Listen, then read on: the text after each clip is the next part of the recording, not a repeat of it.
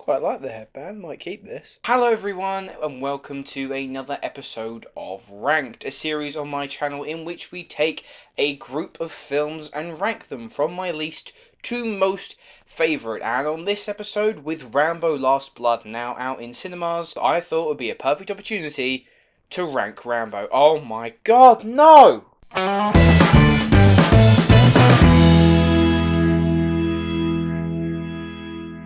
So for this list, I will be looking at all 5 Rambo films, starting back with Rambo First Blood and obviously culminating in Rambo Last Blood. Again, this is my list, these are my own opinions, this is how I perceive, in my eyes, the Rambo franchise to be.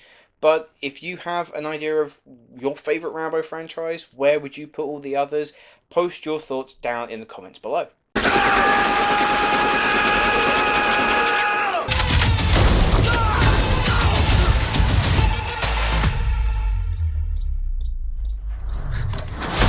Having watched all the Rambo films in preparation for this video and for Rambo Last Blood, I don't hate any of the Rambo films. There are some that I think are far better than others, but I don't overwhelmingly dislike any of them. It's just that Rambo Last Blood didn't feel that much of a Rambo movie to me. What you have is a very grizzled, hardened Sylvester Stallone reprising the role of John Rambo, but until we get to the final 15 minutes, doing very little Rambo stuff. Instead, he's taking on what I perceive to be a little more of a Liam Neeson role in Taken. He's searching Mexico for his kidnapped niece, who's been kidnapped by a bunch of sex traffickers. It's an entertaining watch. It's a poorly put together movie, but as far as dumb popcorn entertainment goes, it was an alright watch. But if you're asking me, was it a good Rambo movie? Well, the last 15 minutes I say were excellent. It's just that I can't judge a film off of the last 15 minutes, so the hour that comes before, it's fine, just nothing that special.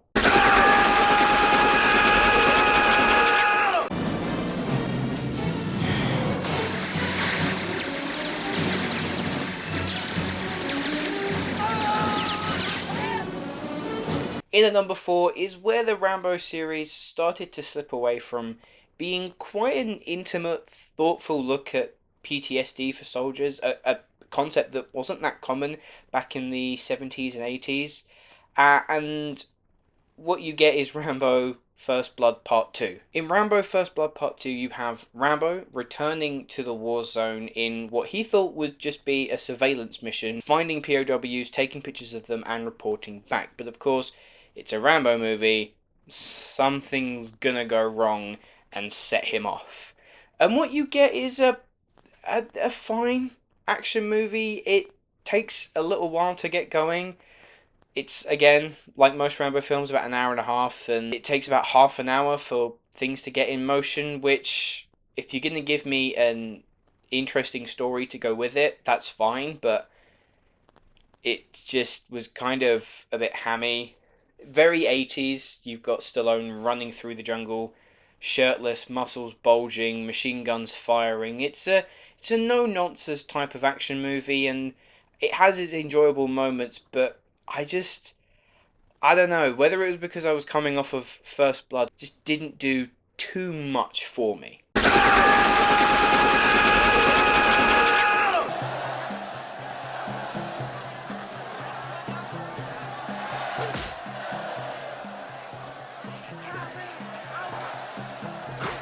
Ironically, in at number 3 is Rambo 3, a film that, again, wasn't mind-blowingly fantastic, but it kind of just, at this point, does what it says on the tin.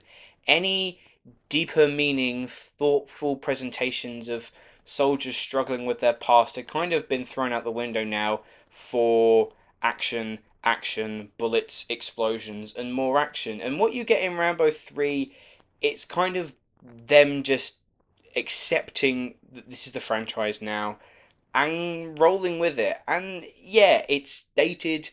You have Rambo going off to Afghanistan and working with the Taliban. Yikes.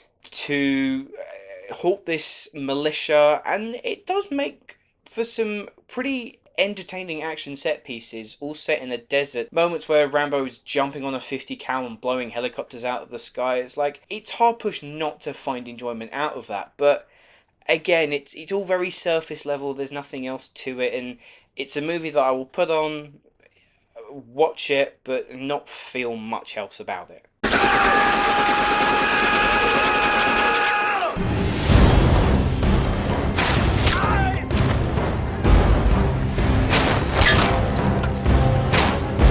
At number 2 is Rambo.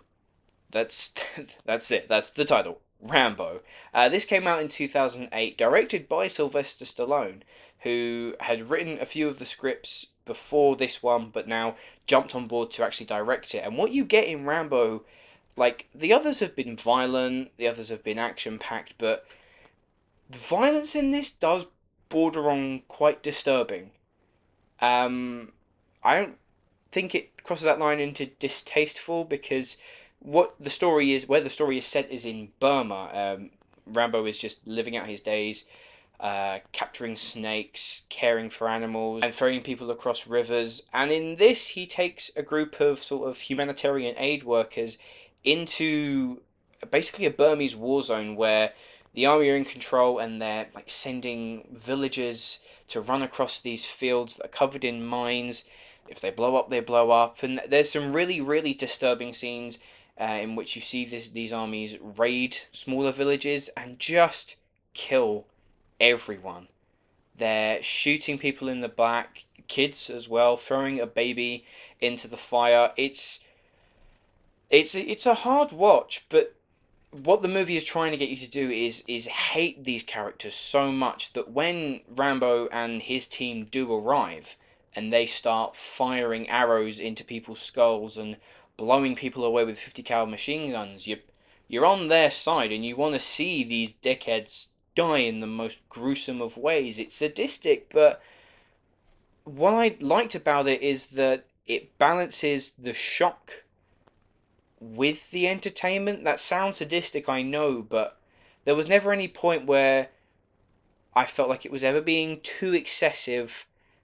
And in a way, all you want to see in that film is Rambo kill some dudes and blow people's heads open, and it provided that. And finally, my number 1 Rambo film is... Don't push it. Don't push it, I'll give you a war you won't believe. Let it go.